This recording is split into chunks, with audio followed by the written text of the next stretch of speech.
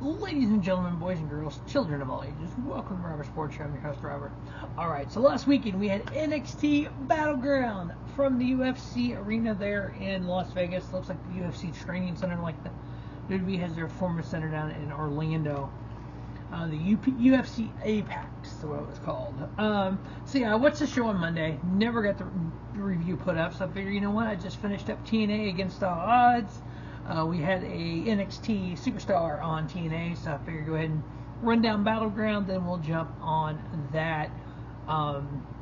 Obviously, we know Jordynne Grace was on TNA Knockout Champion. Jordynne Grace was at NXT Battleground. Everybody's making this huge deal about, WWE's got their own forbidden door. Let's just slow down a little bit. One superstar coming in, Jordynne Grace, isn't exactly the forbidden door. WWE sending one superstar to another company isn't exactly the forbidden door, but time will tell. Obviously, I, as a fan, if it's done correctly, I am open to WWE working with other companies. Now, typically when two companies decide to work together, it'll benefit both companies. So far, what I've seen hasn't really benefited anyone. We had Charlie Dempsey going over to Pro Wrestling Noah, their New Year's Day show. We've had Shayna Baszler and Charlie Dempsey going to GCW Bloodsport back on WrestleMania weekend. And now we've had Jordynne Grace coming in from TNA to NXT. And then we saw, Against All Odds, Tatum Paxley going from NXT to TNA. Those aren't exactly mainstream barn burner names. And with Jordynne Grace on NXT and the announcer saying TNA Knockout Champion, TNA, it hasn't helped the ratings at TNA. But when TNA worked with AEW, that did help TNA ratings on Access TV. I don't know. I know TNA streaming service, you can buy the streaming service and you get all the shows. You actually get TNA Impact Live now. You didn't want at one time, but we'll see how it goes long term. But I do love watching wrestling and having a wrestler show up going, wait a minute, that person's with this company, and I'm watching something else. I love that on the indies. You might have somebody show up at a Beyond Wrestling, at a GCW, at a like some of the companies I've watched of recent, NWA, for instance. You might have at OVW, MLW, House of Glory. You might be watching one of those shows and somebody shows up. It's like, whoa, wait, what company am I watching right now? So we'll see what happens. But you know what? Let's get to NXT Battleground from last weekend from the UFC Apex there in Vegas. The first ever NXT Women's North American title in a 6-way ladder match. I enjoyed this match. I know some people did not, but I personally did. I thought we had some big moments. I thought we had some spots where Ruca did her backflip off the side. You had legit spot. You had, big spots with the ladder. Now, obviously, women are smaller in stature than some men, so you're not going to have the break the ladder moments. But you had a moment with Last Legend in the ladder in the corner. She landed on it pretty hard. You could tell they took some spots. They had the typical ladder spot from the ring to the announce table. So you had Lash in the corner spot there. She got pushed in the corner on the ladder by Jaida Parker. So yeah, you had some big, Count Jordan, my bad. You had some big spots there. You had those kind of oh my god moments. You had him climbing the ring, climbing the ladder, knocking people off. I thought it was one of those really good ladder matches. I ended up giving the match 3 3/4. That's how I enjoyed it. With Kiana Jordynne becoming your first ever NXT North American title. Now it was Kiana Jordynne, Fallon Henley, Jaida Parker, Lash Legend, Michin, Ruca. Minus Michin, you had kind of the next generation of NXT women's stars. Obviously now you've got the Roxanne Perez's and you've got that category. I think Jordynne, Fallon, Henley, Jaden Parker, Last Legend, Ruca, they're kind of that, I would put them in like the tier 2 or tier 3 women's division, part of the women's division, but they're building themselves up. They're getting better each and every time they have a match. All right, next up we have the WWE. I hate the way Cage Match does it. They said WWE NXT. It's the NXT Tag Team titles on the line. We had champion Axiom and Nathan Frazer taking on the OC, Karl Anderson, Luke Gallows. Why they are in NXT, I will never know. No point here. This match was okay. Nothing spectacular.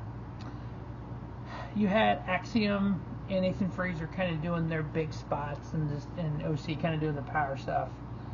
It reminded me a lot of when AJ wrestled Kevin Nash back in TNA. That's what Luke Gallows reminds me of Kevin Nash kind of a little bit. And you got like Axiom, kind of the high flyer. It's like they just, I don't know. I just didn't like the match. I don't know if I just don't like the OC, and that kind of took it away from me, but it kind of did. Axiom and Nathan Frazer as tag team champions, kind of that thrown together tag team. Again, it's kind of like, okay, this match happened. I ended up giving it 3.25, so it wasn't horrible. But Axiom and Nathan Frazer retained their NXT tag titles. Next up, we had a 10-minute vignette session. We had Josh Briggs, Carly Bright, and Dante Chen, all with vignettes. We had a Triple H promo for SummerSlam 2026 two-night event. Why are we advertising that so fucking hard right now in June of 2024? And this fucking show isn't for fucking 2 years and 2 months. And we don't even know where 25 SummerSlam is going to be. Why not? Yeah. So it's like, fucking hell. We just wasted 10 minutes. Okay. We have a lot of wasted time in this show. This show could have been a whole lot shorter than it was if it wasn't for the wasted time. Next up, we had NXT Underground. Basically, it's a blood sport. Let's just go with that. It's Josh Barnett's blood sport. That's what NXT Underground is. That's where they stole it from. And that's why around WrestleMania weekend, you saw Brett Lauderdale with Stephanie McMahon. That's why you saw Charlie Dempsey and Shayna Baszler at Bloodsport, because they ripped the idea off with the Underground match. That's literally what Bloodsport is. So we had Lola Vice and Shayna Baszler. Lola had a chokehold on Shayna, and Shayna kind of dove to the outside to release the hold. They were fighting on the announce table. It was like, what the heck?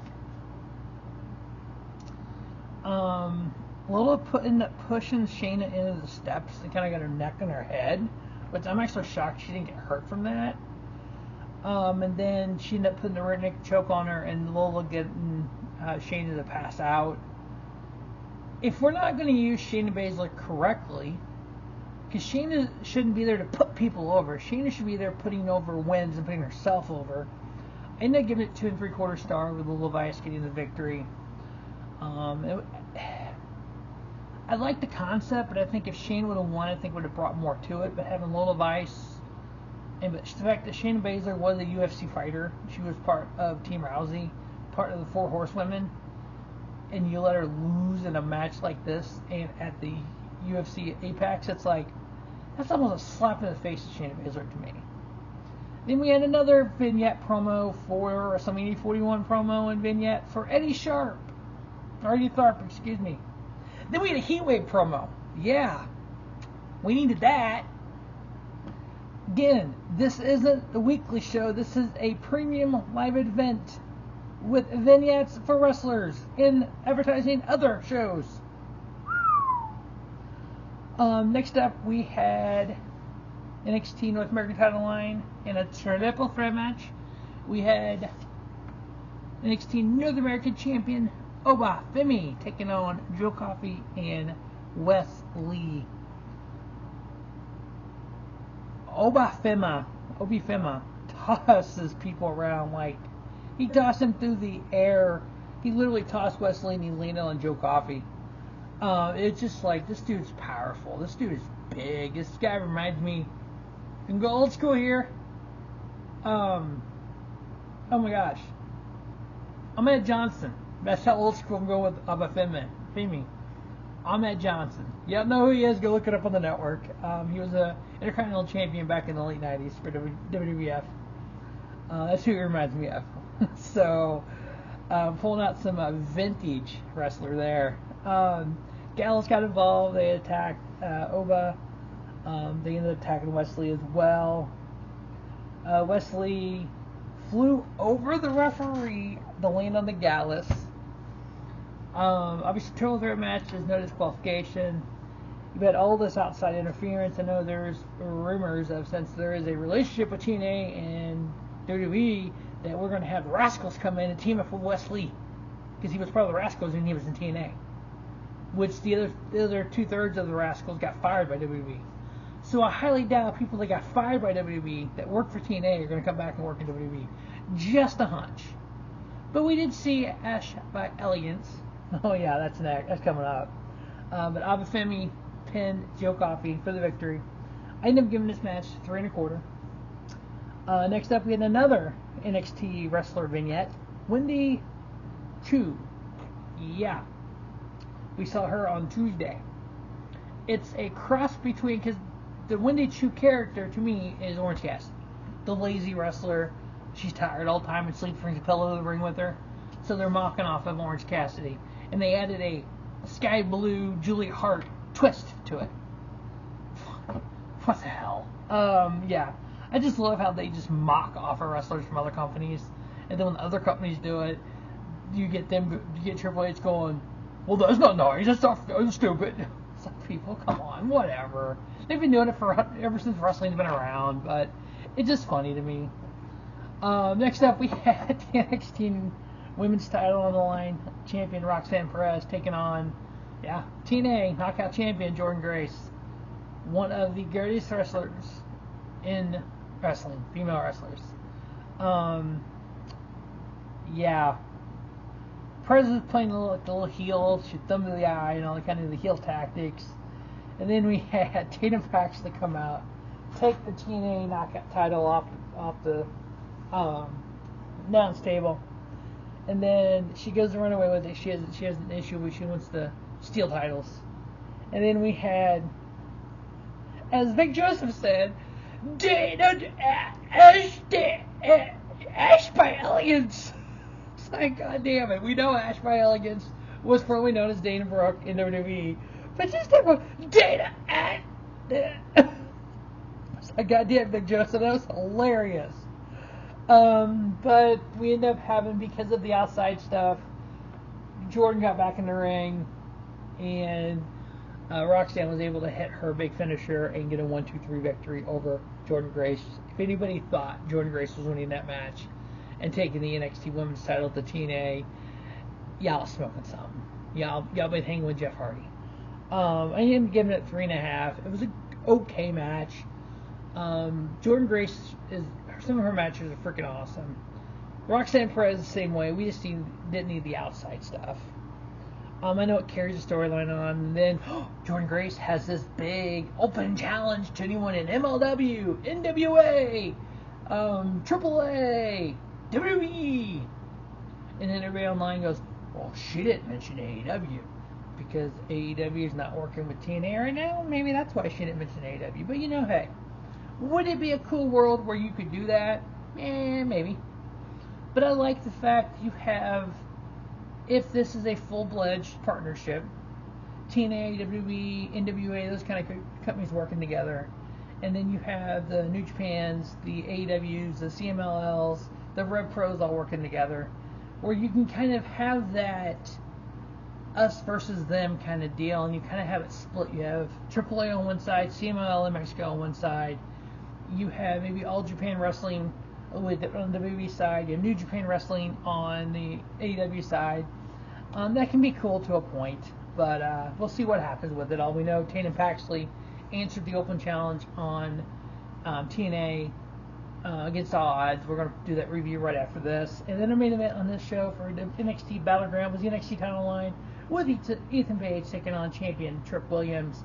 Now, for every one of the WWE fans who tend to crap on AEW when their wrestlers so-called don't earn a title shot, fuckers, Ethan Page was handed one. I don't want to hear it. For other people that say when Mance Warner came in, when this person from New Japan comes in, Who the fuck is this? Where are they getting a title shot?